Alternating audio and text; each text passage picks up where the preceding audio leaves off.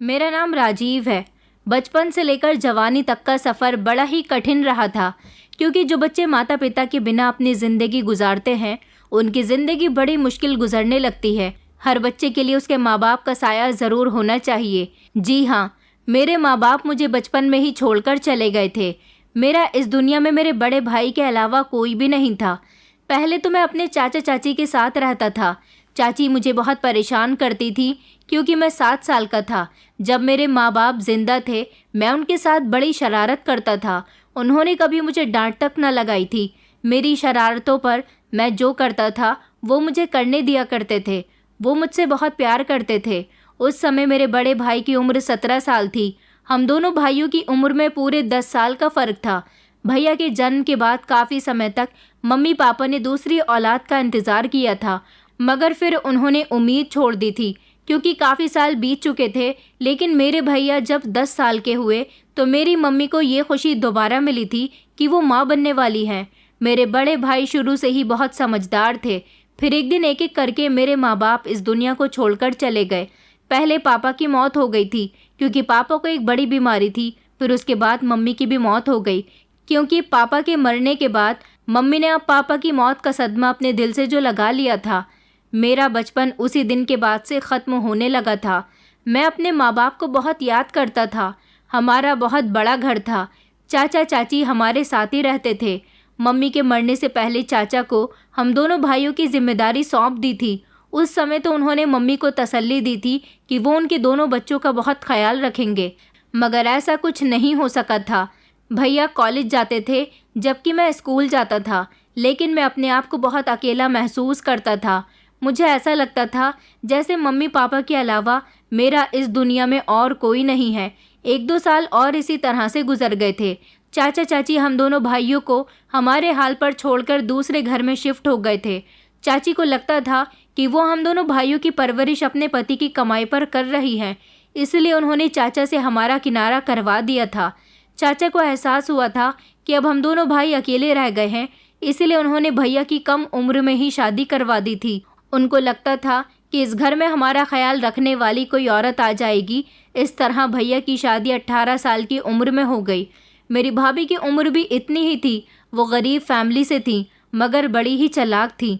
Inter पूरा होने के बाद चाचा जी ने भैया को मामूली सी जॉब पर भी लगवा दिया था। भैया अपनी पढ़ाई भी कर रहे थे और जॉब भी कर रहे थे, मगर भाभी बिल्कुल भी अच्छी नहीं थी। मुझे तो लगता था कि भाभी के आ जाने के बाद मुझे अपना कोई साथी मिल जाएगा जो मेरा ख्याल रखेगा, लेकिन भाभी तो मेरा कोई ख्याल ही नहीं रखती थी। वो मुझसे ढंग से बात भी नहीं करती थी। सुबह सवेरे मैं खुद ही तैयार होकर स्कूल जाता था। धीरे धीरे मेरी उम्र 15 साल की हो गई थी।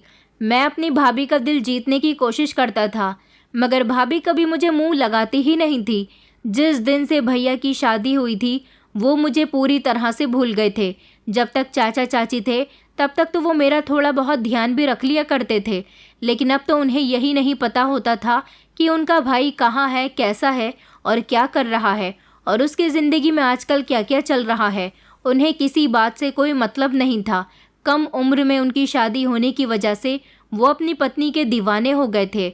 मैं अपने कमरे में सारी सारी रात रोता रहता था और अपने मम्मी पापा को याद करता था कि वो इतनी जल्दी मुझे छोड़कर क्यों चले गए। भाभी मेरा कोई काम नहीं करना चाहती थी। वो सिर्फ अपना और भैया का काम करना ही ज़रूरी समझती थी। मैं अपने कपड़े भी अपने हाथ से धोया करता था। वो मुझे खाना भी नहीं देती थी। एक दिन मैं स्कूल से आया तो मैं कपड़े धो रहा था, जब भैया घर के अंदर आ गए और उन्होंने मुझे कपड़े धोते हुए देख लिया, तो वो मुझसे सवाल करने लगे कि ये तुम क्या कर रहे हो। मैंने भैया की किसी बात का कोई जवाब नहीं दिया, क्योंकि मैं उनसे कोई बात नहीं करता था। उन्हें तो खुद को भी ये पता नहीं था कि उन्होंने ना जाने कितने सालों से अपने भाई से बात नहीं की है। मैं खामोशी से कपड़े धोने पर ध्यान लगाता रहा था, जब उन्होंने अपनी पत्नी को आवाज़ लगाई और कहा कि ये राजीव कपड़े क्यों धो रहा है। झट से मेरी भाभी मेरी तरफ आई और उन्होंने मेरे हाथ से कपड़े छीन लिए। कहने लगी कि तुम्हारा भाई तुम्हें दिखाने के लिए कपड़े धो रहा है। तुम नहीं जानते कि ये मेरे लिए कितना काम बढ़ाता है। सारा दिन मैं इसके सारे कामों में लगी रहती हूँ। आज तक मैंने कभी तुमसे शिकायत नहीं की। आज जब तुमने अपने भाई को उसके कपड़े धोते हुए देख लिया तो तुम्हें तरस आया। अब सोचो कि ना जाने मैं कितने सालों से इसका काम कर रही हूँ। इसके मुंह से कभी मेरे लिए तारीफ नहीं निकलती, बस हमेशा मुझसे झगड़ा करता रहता है। भैया कहने लगे कि मैंने तो तुम्हें कभी अपने भाई से झगड़ते हुए नहीं देखा। तो भाभी कहने लगी कि मैंने कभी तुम्हें कुछ बताया नहीं, इसके सारे जुल्म व सितम मैं खामोशी से बर्दाश्त करती रही हूँ। भाभी ये सब कुछ झूठ कह रही थी ताकि भैया के दिल में मेरे खिलाफ नफरत पैदा कर सकें। मैं भाभी की एक एक हरकत को अच्छी तरह से जानता था। मैंने फिर भी भैया से कुछ नहीं कहा और खामोशी से मैं अपने कमरे में आ गया था। भैया मेरे पीछे पीछे कमरे में आ गए। उन्होंने मुझे कहा कि तुम बहुत परेशान लग रहे हो, क्या कोई बात हो गई है? क्या तुम्हारी भाभी ने कुछ कहा है? मुझे बताओ, मैं अभी उससे जाकर सवाल करता हूँ। मैंने भैया से कहा था कि भैया, जिस दिन से भाभी इस घर में आई हैं आप बदल गए हो। आपको अपना भाई कभी दिखाई ही नहीं देता। आपको मेरी तरफ से बोलने की कोई ज़रूरत नहीं है। मैं नहीं चाहता कि आप दोनों पति पत्नी के बीच मेरी वजह से झगड़ा हो। मेरी ज़िंदगी तो वैसे भी इसी तरह से गुजरनी है। भैया कहने लगे कि अच्छा, तुम बहुत बड़ी बड़ी बातें करने लगे हो। ये बताओ तुम्हारी पढ़ाई कैसी चल रही है? मैंने उन्हें बताया कि पढ़ाई बहुत अच्छी चल रही है। भैया ने जब मेरा लटका हुआ चेहरा देखा तो वो कहने लगे कि उदास मत हो, मैं तुम्हारी भाभी को समझाऊंगा। मैंने उनका हाथ झटक दिया और अपने कमरे से निकल जाने के लिए कहा था, क्योंकि उनकी झूठी तसल्ली मेरे किसी काम आने वाली नहीं थी। भैया कमरे में चले गए। मैं अपने बिस्तर पर बैठा हुआ रो रहा था जब मैंने देखा कि कमरे के अंदर एक 13 साल की लड़की आई थी। वो मेरे लिए पानी लेकर आई थी। उसने साइड टेबल पर पानी का गिलास रख दिया और वो मुझसे कहने लगी कि पानी पी लेना। मैंने उसकी तरफ देखा और उससे कहा कि तुम कौन हो, क्योंकि इस लड़की को आज मैंने पहली बार अपने घर में देखा था। ये कौन थी? मैं इसे नहीं जानता था। उसने मुझे बताया कि मैं तुम्हारी भाभी की छोटी बहन हूँ। अब मैं इस घर में ही रहूँगी। मुझे उस पर गुस्सा आ गया। मैंने कहा, तुम्हारी बहन क्या कम थी हमारे घर में मुझ पर सवार होने के लिए, जो अब तुम भी आ गई हो? मेरी बात सुनकर वो कहने लगी, ये तुम क्या कह रहे हो? मुझे तुम्हारी कोई बात समझ नहीं आ रही है। मैं तुम्हारे कमरे से गुजर रही थी, देखा तो तुम जाग रहे थे। मैंने सोचा कि तुम्हारे लिए ठंडा पानी ले आती हूँ। तुम्हारे कमरे में फ्रिज नहीं है ना, और गर्मी भी बहुत हो रही है। मैंने पानी का गिलास उठाया और दीवार पर फेंक दिया था। मैंने कहा कि मुझे नहीं पीना पानी। वो बड़ी ही ढीठ लड़की थी। मेरे कमरे से निकली नहीं, बल्कि टूटे हुए ग्लास के कांच के टुकड़े उठाकर फर्श साफ करने लगी थी। अगले दिन फिर से वो मेरे कमरे में आ गई। उस समय मैं पढ़ाई कर रहा था। मुझे पढ़ता हुआ देखकर वो बहुत खुश हो रही थी। मैंने उससे कहा कि मेरे कमरे में आने से पहले तुम्हें परमिशन ले लेनी चाहिए थी। ऐसे किसी के कमरे में मुंह उठाकर नहीं जाते। वो कहने लगी कि सॉरी, मुझे माफ़ कर देना, मगर मैंने तुम्हें दरवाजे से देखा कि तुम पढ़ रहे हो तो मुझे बड़ी खुशी हुई, इसीलिए मैं तुम्हें देखने के लिए आ गई थी। मैंने कहा कि क्या तुम स्कूल नहीं जाती? तो वो कहने लगी कि नहीं, मैं तो बचपन से आज तक कभी स्कूल ही नहीं गई हूँ। तुम्हें तो पता है ना कि हम दोनों बहनें गरीब माँ बाप की बेटियाँ हैं। ना तो मेरी दीदी पढ़ी लिखी हैं और ना ही मैं। मैंने उससे कहा कि अच्छा हुआ तुम्हारी दीदी पढ़ी लिखी नहीं है। बिना पढ़ी लिखी होते हुए भी वो इतनी चालाक है। अगर पढ़ी लिखी होती तो ना जाने क्या करती। वो कह रही थी कि क्या मेरी दीदी तुम्हें बहुत तंग करती है? मैंने कहा कि तुम्हारी बहन बहुत चालाक है, वो मुझे पसंद नहीं है। तो वो कहने लगी कि मैं जानती हूँ कि दीदी का बिहेवियर तुम्हारे साथ ठीक नहीं रहता, क्योंकि मैंने कई बार दीदी को जीजा जी से तुम्हारी बुराई करते हुए देखा है, मगर तुम तो बहुत अच्छे हो, समझदार हो। तुम्हारा चेहरा देखकर ही लगता है कि तुम इस उम्र में भी समझदार हो। मैंने उससे कहा कि तुम क्यों हर बार मेरे कमरे में चली आती हो? चलो जाओ यहाँ से। इस घर में तुम्हारी बहन तुम्हें ले आई है, इसका मतलब ये नहीं है कि तुम मेरे कमरे पर भी अपना कब्जा जमा लो। वो कहने लगी कि नहीं, मैं ऐसा कुछ नहीं करूँगी, मैं तो किचन में सो जाती हूँ। मैंने कहा आखिर तुम कब तक हमारे यहाँ रहोगी? तो वो कहने लगी कि मैं हमेशा हमेशा के लिए यहाँ आ गई हूँ। दरअसल दीदी की शादी के बाद मैं अकेली रह गई थी और अभी कुछ महीनों पहले मेरे माँ और पिताजी की मौत हो गई, क्योंकि हमारा घर जल गया था। अचानक हमारे घर में आग लग गई थी और उसी में वो दोनों भी जलकर मर गए। उस समय मैं घर में मौजूद नहीं थी, इसलिए मैं जिंदा बच गई और फिर दीदी मुझे यहाँ लेकर आ गई। उन्होंने कहा कि तू अकेली रह गई है और तू अब हमारे साथ ही रहना और इस घर को तू अपना घर समझकर रह। मगर जब मैंने देखा कि तुम भी तो इस घर में रहते हो, दीदी तुम्हारे साथ अच्छा व्यवहार नहीं करती, तब मुझे तुमसे हमदर्दी होने लगी। उसकी कहानी भी कुछ मेरे जैसी ही थी। वो बिन माँ बाप की बच्ची थी और मैं भी बिन माँ बाप का था, मगर मैं उससे कई गुना ज़्यादा परेशान था। वो बड़ी भोली भाली थी। वो हर रात मेरे कमरे में आ जाया करती थी और मुझसे बातें किया करती थी। मुझे उससे बातें करना अच्छा लगता था। ऐसा लगता था जैसे उसके घर में आ जाने से मेरा अकेलापन दूर हो गया। लेकिन जब ये बात भाभी को पता चली कि वो मुझसे बहुत सारी बातें करती है, तो भाभी ने उसकी और मेरी शिकायत भैया से कर दी थी और अपनी बहन को भी समझाया था कि तुम्हें राजीव के कमरे में जाने की ज़रूरत नहीं है। उसका नाम दीपिका था। वो मुझे बचपन से ही अच्छी लगने लगी थी। हम दोनों के बीच गहरी दोस्ती हो गई थी और फिर इसी तरह धीरे धीरे हम दोनों जवान हो गए थे। मगर वो अब मेरे लिए दोस्त नहीं रही थी, बल्कि मैं उससे प्यार करने लगा था। मेरा पूरा बचपन उसके साथ गुजर गया था। भाभी भले ही अपनी बहन से मना करती थी कि वो मुझसे बात ना किया करे, लेकिन वो फिर भी चोरी चुपके अपनी बहन से झूठ बोलकर मुझसे मिलती थी, मेरा ख्याल रखती थी, मुझसे बातें करती थी। मुझे याद है बचपन का वो दिन जब मैं बहुत तेज़ बुखार में तड़प रहा था। मुझे मेरे भैया और भाभी ने पलटकर नहीं देखा था। मैं बिस्तर पर लेटा हुआ था, थर थर काँप रहा था। मुझे ठंड लग रही थी जब वो मेरे कमरे में आई और उसने अपने मासूम हाथ मेरे माथे पर लगाया और कहने लगी कि तुम्हें तो बहुत तेज़ बुखार है। उसने ब्लैंकेट मुझे उड़ा दिया था। छोटी सी उम्र में ही वो मेरे लिए चाय बनाकर लाई थी। उसने फर्स्ट एड बॉक्स से निकालकर मुझे दवाई दी थी। सारी रात वो मेरी फिक्र में जागती रही थी, ठंडे पानी की पट्टियाँ मेरे माथे पर लगाती रही थी। और जैसे ही दिन निकला तो उसने भैया भाभी को बताया कि मेरी तबीयत ख़राब हो गई है। भैया तो मेरे लिए परेशान हुए थे। वो जल्दी से मुझे डॉक्टर के पास लेकर गए। उन्होंने मुझे दवाई दिलवाई और उन्होंने मुझसे इस बात का शिकवा किया कि तुमने मुझे इस बारे में क्यों नहीं बताया। मगर मैं भैया को बताकर क्या करता, उन्हें तो खुद अपने भाई की फिक्र होनी चाहिए थी। कई कई दिन गुजर जाते थे, मैंने उन्हें देखा भी नहीं था और कभी उन्होंने भी कोशिश नहीं की कि वो अपने भाई को देख लिया करते। मैं शुरू से ही बहुत खुदगर्ज रहा था। दूसरों के आगे झुकने की मुझे आदत नहीं थी। मैं अपने सारे काम खुद करना जानता था। लेकिन जिस दिन से मेरी ज़िंदगी में दीपिका आई थी, उसने ये कमी भी दूर कर दी थी। वो मेरी हर छोटी से छोटी और बड़ी से बड़ी ख्वाहिश का बहुत ख्याल रखती थी। मुझे खुश रखने की हमेशा कोशिश करती थी। वो कभी स्कूल नहीं जा सकी थी।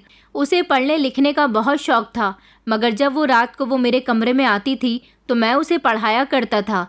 इस तरह वो पढ़ने लिखने के काबिल हो गई थी। मेरे स्कूल में कुछ दोस्त थे, मैं उसकी सारी बातें अपने दोस्तों से शेयर किया करता था। मेरा बचपन से ही एक दोस्त रहा था जो स्कूल में मिला था। उसका नाम गौरव था। गौरव एक ऐसा इंसान था जिससे मेरी हर रोज़ मुलाकात होती थी, क्योंकि हम दोनों एक ही स्कूल में पढ़े थे, एक ही जगह ट्यूशन जाते थे और फिर हम दोनों बड़े होने के बाद एक ही कॉलेज में पढ़ने लगे थे। वक्त इसी तरह से गुजरता जा रहा था। भाभी ने जब देखा कि हम दोनों जवान हो रहे हैं और हम दोनों अभी भी एक दूसरे से मिलते हैं, तो भाभी ने हम दोनों के मिलने पर रोक लगानी शुरू कर दी थी। भैया भाभी के पास अब 2 बच्चे थे। भाभी अपने बच्चों में बिजी रहती थी, इसलिए उन्होंने दीपिका पर पहले के मुकाबले ध्यान देना छोड़ दिया था। लेकिन अब दीपिका जवान हो रही थी, इसलिए वो हम दोनों पर नज़र रखती थी। उनका कहना था कि अब तुम दीपिका से ज़्यादा बात मत किया करो, उससे दूर रहा करो, आखिर वो जवान हो गई है। लड़के लड़की जब आपस में मेलजोल रखते हैं तो इसका मतलब गलत निकालते हैं। मगर मैंने भाभी को डायरेक्टली बोल दिया था कि दीपिका मेरी बहुत अच्छी दोस्त है, मैं उसे पसंद करने लगा हूँ और देखना एक दिन मैं उससे शादी करके रहूँगा। उस दिन भैया घर में मौजूद नहीं थे। भाभी को मेरी बात पर गुस्सा आ गया और उन्होंने मेरे मुंह पर थप्पड़ मार दिया था। उन्होंने कहा कि तुम्हारी हिम्मत कैसे हुई मेरी बहन के बारे में ऐसा बोलने की। मेरी बहन की शादी बहुत अमीर घर में होगी। तुम देखना, मैं अपनी बहन की शादी बड़ी धूमधाम से करूँगी, क्योंकि इसकी जिम्मेदारी मैंने ली है, इसलिए मैं इसकी सारी ख्वाहिशों को पूरी करके रहूँगी। इसके माँ बाप नहीं है तो क्या हुआ, मैं इसकी माँ और बाप बनकर इसकी शादी करूँगी। तुम क्या सोचते हो कि वो इस घर में रही है तो क्या मैं तुम्हारी शादी उसके साथ करवा दूँगी? ऐसा कभी नहीं होगा। तुम्हारी मेरी बहन पर गंदी निगाह है। मैंने भाभी से कहा था कि भाभी, आपको मेरी बात का गलत मतलब निकालने की ज़रूरत नहीं है, मेरे साथ साथ वो भी मुझे पसंद करती है। भाभी कहने लगी कि ऐसा हो ही नहीं सकता। उस दिन दीपिका घर में मौजूद नहीं थी। वो अपने पुराने मोहल्ले की कुछ लड़कियों से मिलने के लिए गई हुई थी, क्योंकि वहाँ पर उसकी कुछ सहेलियाँ भी रहती थी। भाभी तो मुझे पहले से ही पसंद नहीं करती थी और अब वो मुझसे और ज़्यादा दुश्मनी रखने लगी थी। उन्होंने मेरी ये शिकायत भैया को भी कर दी थी। भैया ने मुझे अपने कमरे में बात करने के लिए बुलाया था। उन्होंने कहा था कि क्या तुम्हारा दीपिका के साथ कुछ चल रहा है। मैंने भैया से भी साफ साफ बोल दिया था कि मैं उसे चाहता हूँ। भैया ने कहा था कि देखो, ऐसा नहीं हो सकता। तुम्हारी भाभी चाहती है कि उनकी बहन की शादी अच्छे घर में हो। तुम्हारी तो अभी तक नौकरी भी नहीं लगी है और अभी तुम्हारी उम्र भी कम है। अभी तुम्हें पढ़ाई लिखाई पर और अपनी नौकरी पर ध्यान देना चाहिए, ऐसी बातों पर नहीं। मगर मैंने भैया से ज़िद की थी और कहा था कि भैया, मैं उसे बहुत खुश रखूँगा। मेरे होते हुए उसे किसी बात की कोई कमी नहीं रहेगी। वैसे भी भाभी उसे बचपन में यहाँ लेकर आ गई थी। उन्होंने उसका ख्याल रखा। कितना अच्छा रहेगा कि उनकी बहन की शादी उनके देवर के साथ हो जाएगी तो वो सारी ज़िंदगी यहीं पर उनकी आंखों के सामने रहेगी। दोनों बहनें एक ही घर में सुखी और खुशी खुशी रहेंगी। भैया ने मेरे मुंह पर थप्पड़ मार दिया और कहने लगे कि सोच समझकर बोलो। तुम्हारी भाभी क्या सोचेगी कि उसकी बहन हमारे घर में रहती है तो तुमने उस पर गंदी नज़र डाली। ये शब्द तुम्हें अपने मुंह से नहीं निकालने चाहिए। और वैसे भी अब काफ़ी देर हो चुकी है। तुम्हारी भाभी ने उसका रिश्ता कहीं और तय कर दिया है। मैंने भैया को चौंक कर देखा और उनसे कहा कि भैया, आप मुझसे कहते हो कि मेरी उम्र अभी कम है, मुझे इस तरह की बातें नहीं करनी चाहिए। जबकि दीपिका तो उम्र में मुझसे भी ज़्यादा छोटी है। भाभी को अभी उसका रिश्ता करने की क्या जल्दी आ रही थी। भैया कहने लगे कि देखो, वो उसकी बहन है, हम उनके मामले में नहीं बोल सकते। मैंने भैया के पैर पकड़ लिया और उनसे कहा कि प्लीज़ भैया, कुछ तो ऐसा करो जिससे भाभी हम दोनों की शादी के लिए राज़ी हो जाए। मैं उससे सच में बेहद मोहब्बत करता हूँ। मगर भैया ने कहा था कि मैं सिर्फ उसे समझा सकता हूँ, इसके अलावा मैं कुछ नहीं कर सकता। मुझे पूरा यकीन है कि तुम्हारी भाभी दीपिका के साथ तुम्हारी शादी कभी नहीं होने देगी। वो हमेशा मुझसे यही कहती है कि तुम कोई काम नहीं करते। मैंने भैया से कहा था कि आप फिक्र न करो, मैं भाभी के दिल में अपनी जगह बनाकर ही रहूँगा। दीपिका की खातिर मैंने पढ़ाई पर खूब ध्यान देना शुरू कर दिया था और कंप्यूटर कोर्स सीखना भी शुरू कर दिया था ताकि आने वाले वक्त में नौकरी मिलने पर मुझे कोई परेशानी ना हो। भाभी ने दीपिका से उसका मोबाइल भी छीन लिया था और वो मुझे उसके कमरे की तरफ भी जाने नहीं देती थी। लेकिन फिर भी दीपिका मुझसे मिलने के लिए कोई ना कोई बहाना ढूंढ ही लेती थी। मगर अब उस बेचारी पर बहुत पहरे लगने लगे थे। भाभी ने उसका जीना दुश्वार कर दिया था। वो उसे कमरे से बाहर भी नहीं निकलने देती थी। मैं दीपिका को ऐसी हालत में नहीं देख सकता था। एक दिन मैंने भाभी से कह दिया था कि आप दीपिका के साथ बहुत गलत कर रही हो। भाभी ने कहा था कि वो मेरी बहन है, मैं उसके साथ कुछ भी करूं, तुम्हें उसके बारे में ज़्यादा फिक्र करने की कोई ज़रूरत नहीं है। काफ़ी दिन हो गए थे मेरी दीपिका से कोई बात नहीं हो पा रही थी। एक दिन मैं घर आया तो मैंने बहुत सारे मेहमानों को बैठा हुआ देखा था। ये लोग सगाई करने के लिए आए थे। दीपिका का रिश्ता तय कर दिया गया था और उसकी शादी में सिर्फ कुछ ही दिन रह गए थे। मुझसे ये सब बर्दाश्त नहीं हुआ था। मैं दीपिका की शादी किसी और से होते हुए नहीं देख सकता था। मैंने जब ज़बरदस्ती दीपिका से मिलने की कोशिश की तो भाभी ने मुझ पर इल्ज़ाम लगा दिया और उन्होंने भैया से कहा कि आपका भाई मेरी बहन पर गंदी नज़र डालता है। इसके होते हुए मेरी बहन इस घर में सेफ नहीं है। जब तक मेरी बहन की शादी नहीं हो जाती आप इसे अपने चाचा जी के यहाँ भेज दो। मगर मैंने उस दिन घर में बहुत हंगामा किया था। चिल्ला चिल्लाकर दीपिका से कहा था कि कमरे से बाहर आओ, मैं तुम्हें किसी और का होते हुए नहीं देख सकता। भाभी ने कहा था कि वो तुमसे प्यार नहीं करती, तुम उस पर मोहब्बत का झूठा इल्ज़ाम लगा रहे हो। मगर मैंने भाभी से कह दिया था कि मैं कोई झूठ नहीं बोल रहा, वो मुझसे बहुत प्यार करती है। आप चाहो तो उसके मुँह से ये सारी बातें सुन सकती हो। भाभी ने भैया से कहा था कि ये सिर्फ मेरी बहन को अपनी बातों में लेने की कोशिश कर रहा है। वो बहुत सीधी सादी है, वो तो इसकी तरफ नज़र उठाकर भी नहीं देखती। भैया ने जब दीपिका को बुलाया और उससे ये सवाल किया कि क्या तुम सच में राजीव से प्यार करती हो, तो ये देखकर मेरी आंखें फटी की फटी रह गई थी कि दीपिका ने साफ इनकार कर दिया था। मुझे उम्मीद नहीं थी कि दीपिका ऐसा भी कर सकती है। मुझे तो लगा था कि वो भैया के सामने साफ साफ बता देगी कि वो भी मुझसे प्यार करती है, मगर वो तो सबके सामने साफ मुकर गई थी। भाभी ने कहा कि बताओ अपने जीजा जी को कि उनका भाई तुम्हें परेशान करता है। भैया ने दीपिका की तरफ देखा तो दीपिका ने कहा था कि जी, आपका भाई मुझे परेशान करता है। ये बात सुनकर मैं दीपिका पर भड़क उठा था। मैंने कहा, ये तुम किस तरह की लड़की हो? बचपन से लेकर अब तक तुम मुझसे प्यार करती आई हो और आज सबके सामने झूठ बोल रही हो। दीपिका कहने लगी कि मैं सिर्फ तुम्हारी अच्छी दोस्त हूँ, मैं तुमसे प्यार नहीं करती। मैं उसकी इस बात पर ज़ोर ज़ोर से चिल्लाने लगा था जब भैया ने मेरे मुंह पर एक और ज़ोरदार थप्पड़ मार दिया और कहने लगे कि मुझे तुमसे ऐसी उम्मीद नहीं थी। तुम तो कहते थे कि वो भी तुमसे प्यार करती है, मगर आज वो अपने मुंह से इनकार कर रही है। मैंने भैया से कहा कि भैया, ज़रूर भाभी ने इसको मेरे खिलाफ भड़काया होगा, ये इसके शब्द नहीं है। भाभी कहने लगी कि देखो देखो, अब तुम्हारा भाई मुझ पर भी इल्ज़ाम लगा रहा है। मैं कहती थी ना कि ये बहुत बिगड़ गया है, मगर तुमने कभी मेरी बात नहीं सुनी। उस दिन मुझे बहुत गुस्सा आया था, मैं अपने गुस्से पर कंट्रोल नहीं कर पा रहा था। भाभी को भी मैंने बुरा भला कहना शुरू कर दिया था। भैया को इस बात पर गुस्सा आया और भैया ने ज़बरदस्ती मुझे धक्के मारकर घर से निकाल दिया था। उन्होंने कहा था कि जब तक दीपिका की शादी नहीं हो जाती तब तक तुम्हारी इस घर में कोई जगह नहीं है। मुझे अपने भाई पर विश्वास नहीं हो रहा था कि वो अपनी पत्नी की बातों पर इतना यकीन कर सकते हैं कि उन्हें अपने छोटे भाई की बात पर भी यकीन नहीं आ रहा। मुझे दीपिका से भी अब नफ़रत होने लगी थी कि उसे एक बार भी मुझ पर तरस नहीं आया था। उसने भैया को रोकने की कोशिश नहीं की थी। वो मुझे घर से निकाल रहे थे। उसके दिल में थोड़ा भी एहसास नहीं हुआ था कि ये सब कुछ उसकी वजह से हो रहा था। अगर वो भैया के सामने कह देती कि वो भी मुझसे प्यार करती है तो शायद भैया हम दोनों की शादी करवा देते। मैं अपने दोस्त के घर आ गया था और उसे जाकर मैंने अपनी परेशानी बताई थी तो वो कहने लगा था कि दीपिका को तुम्हारे साथ ऐसा नहीं करना चाहिए था, उसने सच में तुम्हारे साथ बहुत गलत किया है। मेरे दोस्त ने फिर मुझे एक बड़ा ही ज़बरदस्त प्लान बताया था जिससे दीपिका मेरी हो सकती थी। अब मैंने सोच लिया था कि मैं दीपिका से अपना बदला लेकर ही रहूँगा। मैं उसे किसी और का नहीं होने दूंगा। मुझे अब उसकी शादी वाले दिन का इंतज़ार था, लेकिन मैं उसकी शादी से एक दिन पहले ही अपने घर चला गया था। मैंने जब दरवाज़ा बजाया तो दरवाज़ा भैया ने खोला था। भैया को मेरी शक्ल देखकर बहुत गुस्सा आया था, लेकिन मैं भैया के पैरों में गिर गया था और मैंने उनसे माफ़ी मांगी थी। मैंने कहा था कि भैया, मुझसे जो भी गलती हुई है उसके लिए प्लीज़ मुझे माफ़ कर दीजिए, और वैसे भी अब तो दीपिका की शादी होने जा रही है, आप मुझे दीपिका की शादी में शामिल नहीं होने देंगे। भैया तो खामोश थे।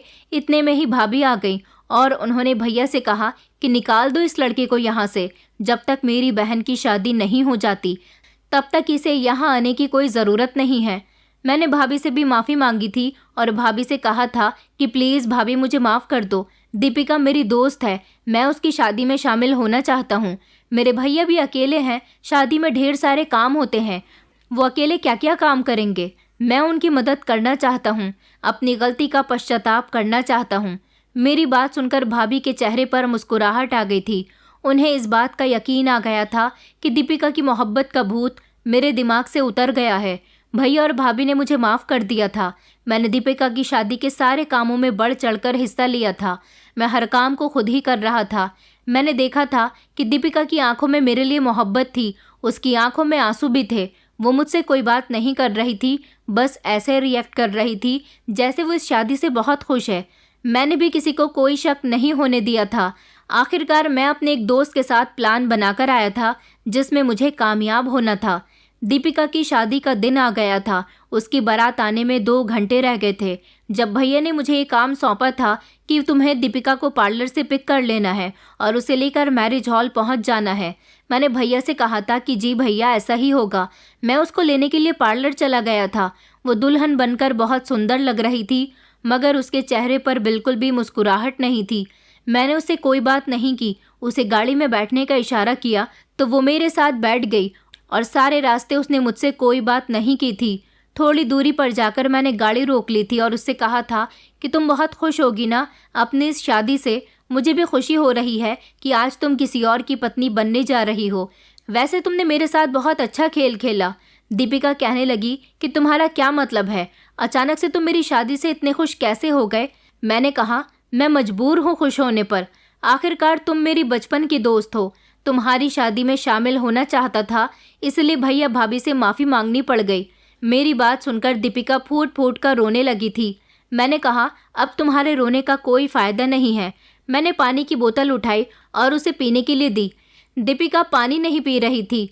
मैंने कहा कि पी लो, मैंने पानी में कोई नशे की दवाई नहीं मिलाई है जिसे पीकर तुम बेहोश हो जाओगी और मैं तुम्हें यहाँ से लेकर फरार हो जाऊँगा। आखिरकार तुम मुझे बचपन से जानती हो, इसलिए मुझ पर भरोसा रखो। मैं जानता था कि दीपिका ये पानी ज़रूर पिएगी क्योंकि रो रो कर उसका गला खुश्क हो गया था। उसे पानी की ज़रूरत है। उसने मेरे हाथ से पानी लेकर पी लिया और थोड़ी ही देर के बाद वो बेहोश हो गई थी। सच में मैंने पानी में नशे की दवाई मिला दी थी और अब मैं उसे लेकर यहाँ से फरार होने वाला था। मैं उसे लेकर इतनी दूर आ गया था जहाँ तक मेरे भैया भाभी ने कभी सोचा भी नहीं होगा। मेरे दोस्त गौरव का एक दोस्त था। उसका घर छोटे से गांव में बना हुआ था। मैं दीपिका को लेकर वहां चला गया था। गौरव ने अपने दोस्त से इस बारे में बात कर ली थी। मेरे और दीपिका के बारे में उसने उसे सब कुछ बता दिया था। वो हमें कुछ दिनों के लिए अपने घर में जगह देने के लिए तैयार हो गया था। वो गांव हमारे घर से बहुत दूरी पर बना हुआ था। मैं दीपिका को लेकर वहां बने हुए इस घर में चला गया था और दीपिका को बिस्तर पर लिटा दिया था। काफ़ी देर तक मैं दीपिका के होश में आने का इंतज़ार करता रहा। जब दीपिका होश में आई तो वो पहचानने की कोशिश कर रही थी कि वो कौन सी जगह पर आ गई है और अपने दिमाग पर जोर डाल रही थी कि आखिर उसके साथ क्या हुआ था। लेकिन जब उसे याद आया कि उसके साथ क्या हुआ था तो उसने मुझे धक्का दिया और वहाँ से भागने की कोशिश करने लगी। जब मैंने दीपिका का हाथ पकड़ लिया और उससे कहा कि मैं तुम्हें कहीं नहीं जाने दूंगा, अब तुम मेरे हाथों इस्तेमाल हो चुकी हो, तुमसे कोई शादी नहीं कर सकता, तुम्हारी मजबूरी बन गई है मुझसे शादी करना, चलो और मुझसे शादी कर लो, थोड़ी ही देर में हम दोनों की शादी का मुहूर्त है। दीपिका मेरी बात सुनकर फूट फूट कर रोने लगी और कहने लगी कि तुमने ये क्या कर दिया, तुमने धोखे से मेरे साथ ये सब किया, मैं तुम्हें कभी माफ़ नहीं करूँगी। उधर दीदी और जीजा जी की भी सब लोगों के सामने बेइज्जती हो रही होगी। मेरी बारात उधर मैरिज हॉल में आ गई होगी और सब दुल्हन को तलाश कर रहे होंगे। मैंने कहा कि जो होता है हो जाए, मुझे किसी की कोई परवाह नहीं है। भला मेरी परवाह किसने की? मुझे तुमसे उम्मीद थी कि तुम मुझसे मोहब्बत करती हो, लेकिन तुमने भी मेरी परवाह नहीं की। तुम्हारी यही सज़ा है। वो फूट फूट कर रोने लगी। वो मुझे नफ़रत की नज़र से देख रही थी। उसने कहा कि मैं पहले तुमसे मोहब्बत करती थी मगर अब मैं तुमसे नफ़रत करने लगी हूँ। मैं मजबूरी की वजह से ये शादी कर रही थी, लेकिन अब कुछ नहीं हो सकता। इतनी ही देर में मेरा दोस्त कमरे का दरवाज़ा बजाने लगा। जब मैं उसकी बात सुनने के लिए गया तो वो कहने लगा कि पंडित जी आ चुके हैं और मुहूर्त हो गया है। मैंने ज़बरदस्ती दीपिका का हाथ पकड़ा और उसके साथ शादी करने के लिए उसे पंडित जी के पास लेकर जा रहा था। वो चीख चीख कर रो रही थी, कह रही थी कि हमें इस तरह शादी नहीं करनी चाहिए, हमें अपने बड़ों की मौजूदगी में शादी करनी चाहिए, प्लीज़ तुम ऐसा मत करो। मैं जानता था कि हमारे बड़े चाहते ही नहीं कि हम दोनों एक हो जाएं, तो फिर ऐसा पॉसिबल नहीं था। इसीलिए मैंने ज़बरदस्ती दीपिका के साथ शादी कर ली थी। पंडित जी शादी करवाने के बाद जा चुके थे, जबकि गौरव और उसका दोस्त राज अभी भी वहाँ पर मौजूद थे। ये 2 कमरों का घर था। रात के लगभग 2 बज रहे थे। वो दोनों कहने लगे कि काफ़ी रात हो चुकी है, हमारा घर यहाँ से बहुत दूर है, हम लोग यहाँ से सुबह चले जाएंगे। मैंने उन लोगों से कहा था कि हाँ, इतनी रात में तुम लोगों का यहाँ से जाना भी ठीक नहीं है। वैसे भी उन लोगों ने दीपिका से मेरी शादी करवाने के लिए मेरी बहुत मदद की थी, इसलिए मैंने उनसे कहा था कि सुबह आराम से चले जाना। मैंने राज का भी बहुत शुक्रिया अदा किया था कि उसने मुझे अपने घर में रहने के लिए जगह दी थी। राज कह रहा था कि दोस्ती में इतना तो चलता ही है। आज मैं बहुत खुश था, ज़बरदस्ती ही सही, मगर मुझे मेरी मोहब्बत मिल गई थी। शादी होने के बाद दीपिका ने खुद को कमरे में बंद कर लिया था। मैंने कमरे का दरवाज़ा बहुत बजाया था, मगर वो खोल ही नहीं रही थी। वो बहुत नाराज़ थी और कमरे में बैठी रो रही थी। मैं अभी उन लोगों के साथ ऊपर वाले कमरे में मौजूद था, क्योंकि वो सारी रात वहीं पर गुजारने वाले थे। उन्होंने मुझे समझाया था कि अभी तुम्हारी पत्नी गुस्से में है, उसके साथ ज़बरदस्ती मत करना, ऐसा ना हो कि वो गुस्से में कोई गलत कदम उठा ले, वो मासूम लड़की है। मैं उनकी बात अच्छे से समझ गया था। राज ने कहा था कि आज तुम्हारे लिए एक बहुत बड़ा सेलिब्रेशन का दिन है, तो तुम चिल करो। वो ड्रिंक लेकर आया था, मगर मैं ड्रिंक नहीं करता था। मैंने उसे साफ मना कर दिया, मगर उन दोनों ने खुशी के मौके पर मुझे ज़बरदस्ती पिला दी थी और मुझे इतना नशा चढ़ गया था कि मुझे अपना होश ही नहीं रहा था। बस मुझे इतना दिखाई दे रहा था कि वो दोनों मुझे ऐसी हालत में देखकर बड़ी ज़ोर ज़ोर से हंस रहे थे।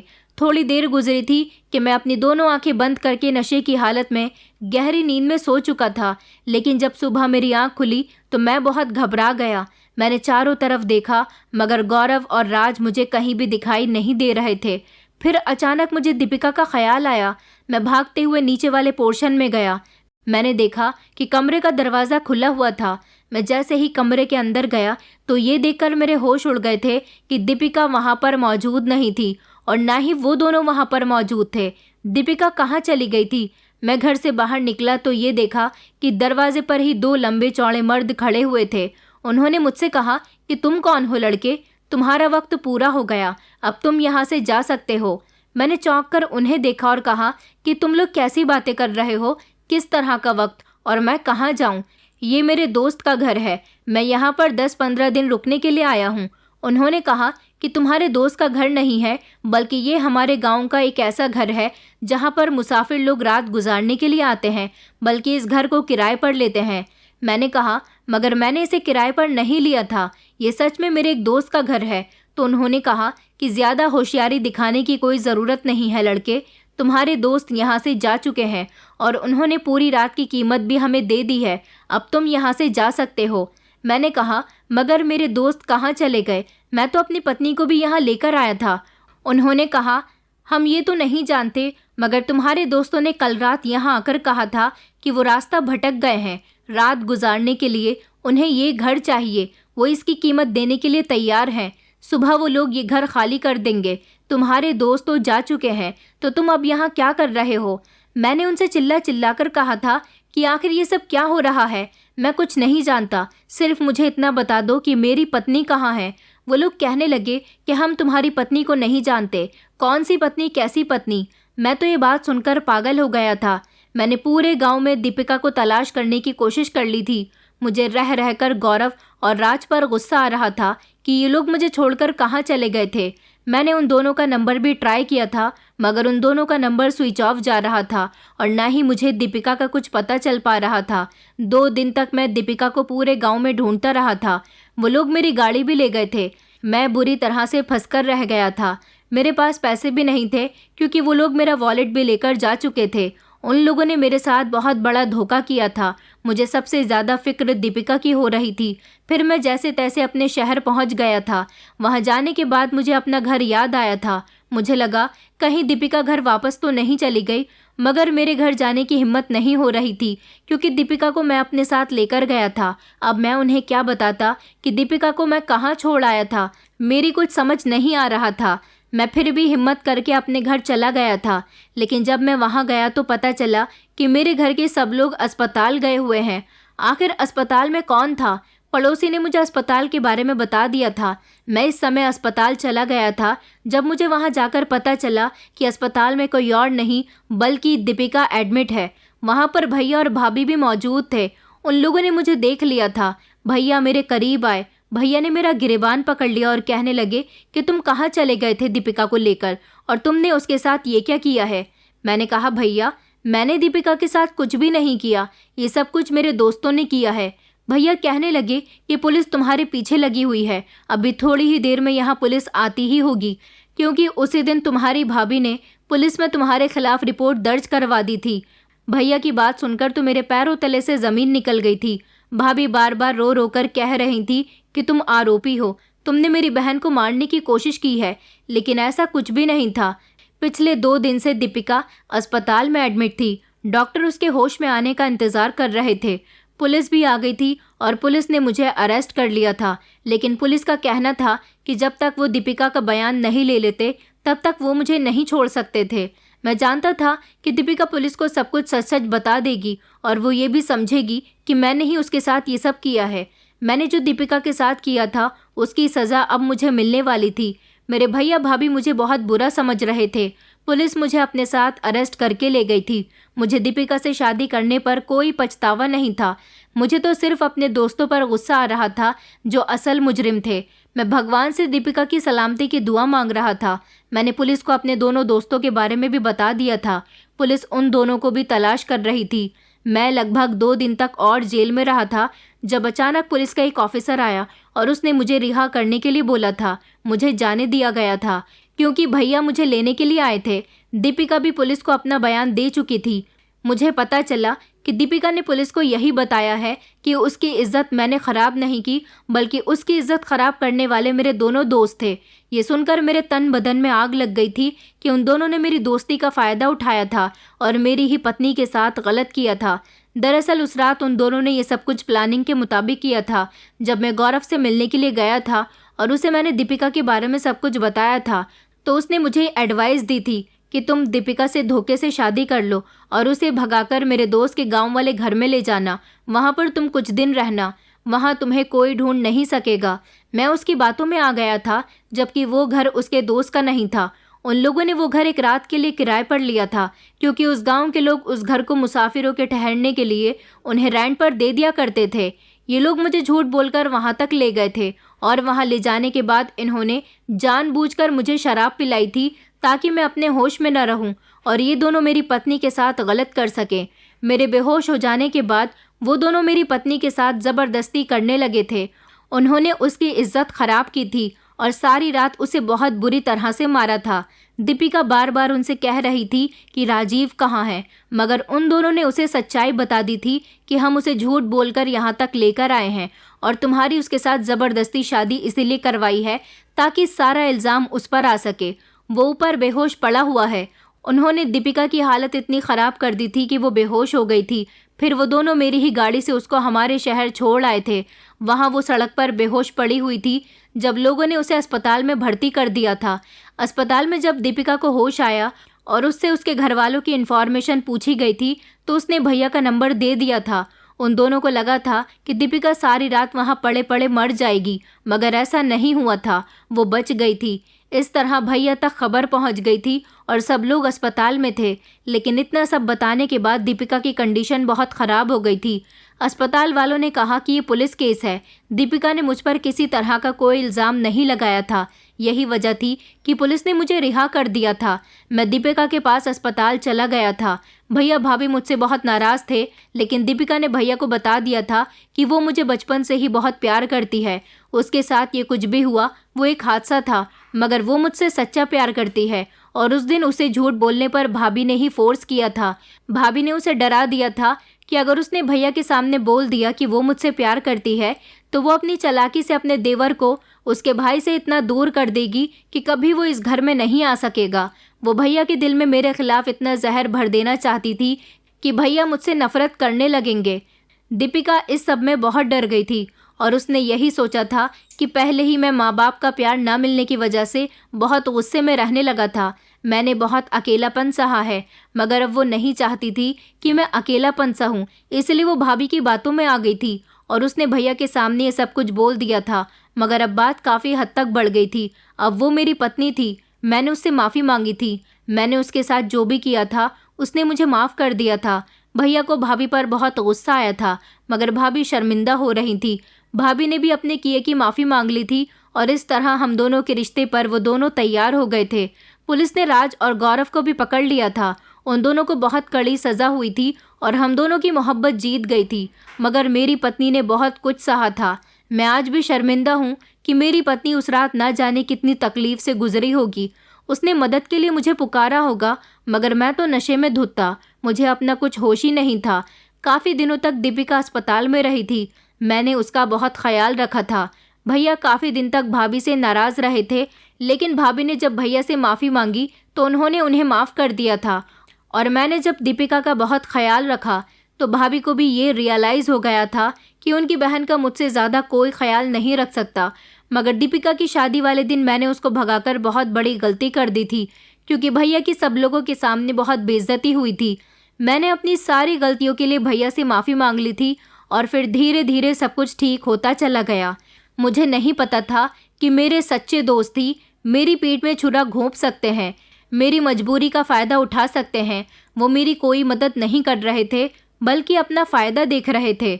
आजकल आप लोगों को अपने दोस्तों से भी सावधान रहना चाहिए, जो दोस्त बनकर आपके सारे रास्तों पूछ लेते हैं, मगर बाद में आपकी ही मजबूरी का फ़ायदा अच्छे तरीके से उठाते हैं। ऐसे दोस्तों से सावधान रहिए जो आस्तीन का सांप होते हैं।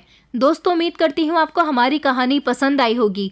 कहानी पसंद आई है तो वीडियो को लाइक करें, चैनल पर नए हैं तो चैनल को सब्सक्राइब करें और हाँ, नोटिफिकेशन बेल को ज़रूर दबाएं ताकि अगली अपडेट सबसे पहले आपको मिले। और हाँ, कमेंट करके अपनी राय हमें ज़रूर दें कि आपको हमारी कहानी कैसी लगी।